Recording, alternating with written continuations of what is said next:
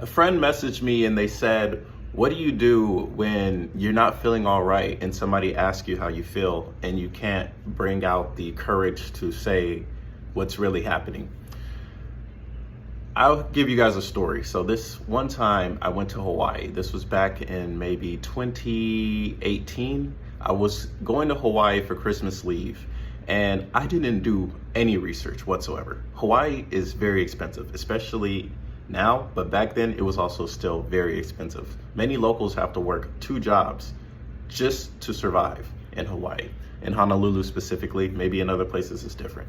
So I went to Hawaii and of course it's Christmas. The hotels are pretty much booked. I got one hotel for one night there and I was struggling. I had nobody there. There was no support system. The only person I did know that was there was my former drill sergeant.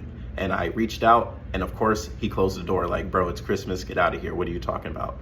So understandably, respectfully, I had nothing. I was by myself, solo dolo. And I was thinking maybe I can find some housing on the military base. So I went to Pearl Harbor. If anybody knows about history, Pearl Harbor was a big reason why we went into World War II.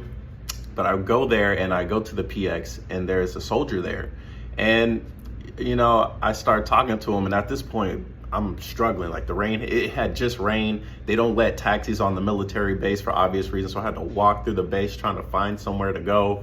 I didn't know what was going on. You know, I was a PFC at the time. I didn't have much of anything. I had just got paid, but I just got paid like $1,500 or something like that. It did not take me far in Hawaii. Anyways, I find this soldier and he asked me, how are you? And I couldn't this was before I was very open.